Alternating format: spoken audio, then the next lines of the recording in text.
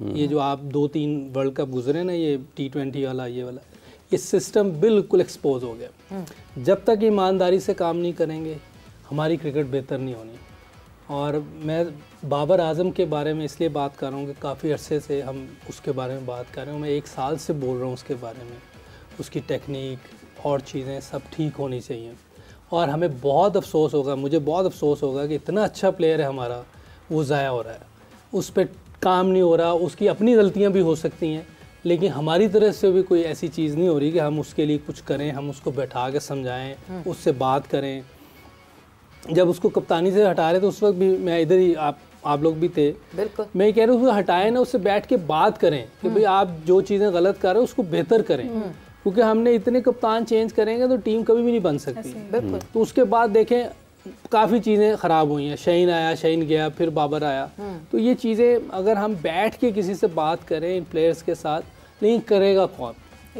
मसला ये है कि उधर कौन है, सिस्टम ही नहीं सही, कौन करेगा? चेयरमैन सारे आते हैं, वो अपनी इज्जत तो नहीं खराब करें, वो सब चाहते हैं बेहतरी आए, लेकिन जो नीचे सिस्टम चला रहे होते हैं उनमें कोई गड़बड़ है, वो लोग इसको सही नहीं होने दे रहे। अगर हम इस पे काम करें तो बहुत बेहतरी आ सकती है, नहीं तो हर बार यही होगा, हम सब दुख में बैठे होंगे, हारने के बाद एक दूसरे की शक्ल देखेंगे, देखने को भी दिल नहीं करता, बात करने को दिल नहीं करता कि जिस तरह की परफॉर्मेंस है, वन साइडेड मैच हुआ है। और आज जिस तरह की बैटिंग हमने की है, मेरा को वही कि 40-40 बॉलें हमने डॉट खेली एक प्लेयर ने, तो ये बहुत बड़ा, मैं समझो क्रिमिनल ये एक्ट है जो 40 बॉलें डॉट खेल जाए, 35 बॉलें डॉट खेल गया, चलो ये भी हो गया।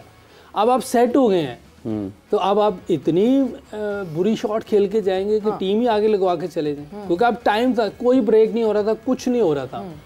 अगर उधर आप 40 ओवर तक खेल जाते, हमारा 300 रन होने थे, 300 रन पे इन पे बहुत ज़्यादा प्रेशर है, 240 का कोई प्रेशर नहीं होता। ठीक है, हमारी बॉलिंग भी फेल हुई है, बॉलिंग वाले भी सब एक्सपोज हो गए, बैटिंग का भी सब एक्सपोज हो गया, फील्डिंग तो आपके सामने है। पिछले 40 साल से तो मैं सुन रहा हूँ फील्डिंग ठीक करनी है, ये हो ही नहीं रही, कब ठीक होगी भाई? तो ये कब चीज़ें ठीक होनी है? कोई चीज़ हमारी अप टू मार्क नहीं है, तो ये सिस्टम का फेलियर है, इसको हमने बेहतर करना। बिल्कुल, कप्तान बदले जा रहे हैं, शक्लें बदली जा रही हैं, गलतियां वही हैं, गलतियां उसी तरह चलती जा रही हैं। मतलब अगर बाबर से मोहम्मद रिजवान का सफ़र हो गया तो लग ऐसे ही रहा है कि वही सिर्फ मोहम्मद रिजवान है, मगर बाबर की तरह की गलतियां, वही मिस्टेक्स, कोई एक दफ़ा पाकिस्तान टीम ने एक दफ़ा इस मैच में जो है वो टीम इंडिया को चैलेंज नहीं दिया। मगर एमन, ये तो हम सबको पता था, जिस वक्त ये मैच स्टार्ट हो रहा था उस वक्त team India was the favourite team. Pakistan team अपनी उस शायद कहीं अनप्रिडिक्टेबिलिटी फैक्टर की वजह से जो है हम कहीं ना कहीं सोच रहे थे कि पाकिस्तान कुछ कर जाए, बट अब तो अनप्रिडिक्टेबल भी नहीं रही Pakistan team, they have become predictable. जिस तरह हाफिज ने बताया कि 24 में भी 4 दिन इवेंट में गुजरे थे और चौथे दिन तक वी वर गॉन। ये चैंपियंस ट्रॉफी के चौथे दिन में वी आर गॉन। तो क्यों हम इतनी उम्मीद लगा लेते हैं अपनी टीम से? पता नहीं। सबसे पहले ये आगाज़ ही मैं हाय से करूँगी कि क्योंकि हम हमेशा ही बहुत ज़्यादा उम्मीद लगा लेते हैं और हमें लगता है back of the mind we know कि यार कुछ होना है, ऐसा ही है कुछ कि भाई मसला तो आएगा और हार जाएंगे, लेकिन फिर भी शायद पाकिस्तानी हैं वो एक पैट्रियाटिज़म जाग जाता है और अपनी टीम के लिए हम जोशीले हो जाते हैं। मगर कि शायद इस दफ़ा हम जीत जाएं, शायद इस दफ़ा हमारी किस्मत जो है रंग ले है और हम जीत जाएं, लेकिन होता नहीं है। और सबसे पहले तो मैं अपनी टीम को और पाकिस्तान की और इंडिया दोनों की टीम के लिए गाना जो है ना, इससे ही मैं शुरुआत करूँगी। वो गाना ये है कि अच्छा, एक कदा कलामी की बात चाहूँगा। अगर हम शाहिद आफरीदी साहब ने हमें ज्वाइन किया है, अगर हम शाहिद भाई के पास चले जाएं और उनसे उनकी राय लें, क्योंकि अगर शाहिद आफरीदी, अस्सलाम वालेकुम शाहिद भाई, पाकिस्तान का चैंपियंस ट्रॉफी में तकरीबन सफ़र अपने अख्ताम को पहुँचा है। आप 2023 का वर्ल्ड कप भी आपने देखा, 24 वाला T20 वर्ल्ड कप भी देखा, 25 की चैंपियंस ट्रॉफी हमारे सामने है। क्या एहसासात हैं आपके और कितनी तकलीफ़ हुई आज के मैच के नतीजे से आपको? वालेकुम सलाम इमरान। मायूसी तो है, और लेकिन मुझे अपनी टीम का भी पता था और मुझे इंडिया की टीम का भी पता था। देखें इमरान, अगर आप 2025 के अंदर 1980 और 1990 की क्रिकेट खेलेंगे, उस माइंडसेट से खेलेंगे, तो आप रिजल्ट हासिल नहीं कर सकते। दुनिया बहुत आगे चली गई है, क्रिकेट बहुत आगे चली गई है।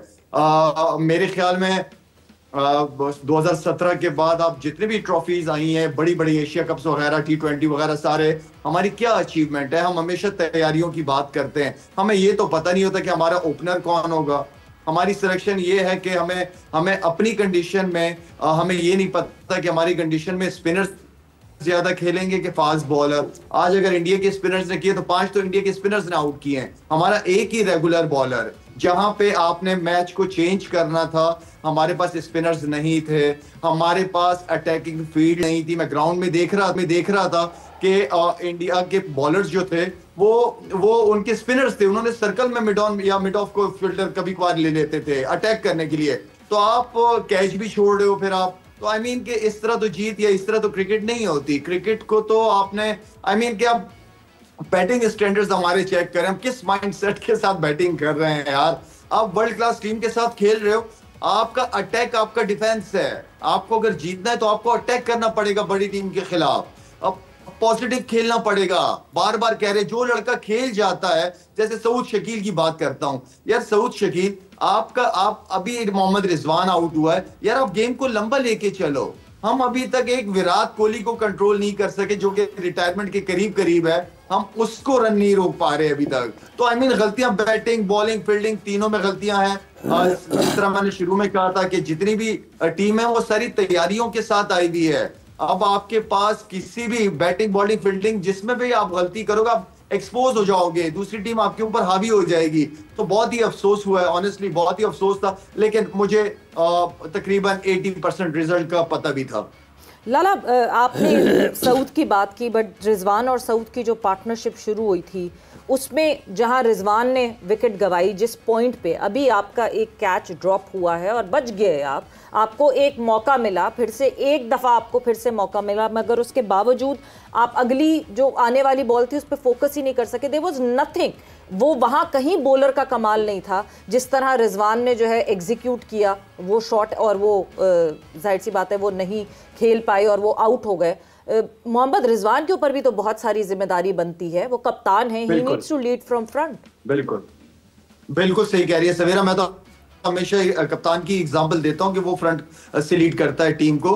रिजवान और सऊद में से एक को लंबा जाना ही था अगर आपने अच्छा टोटल करना था।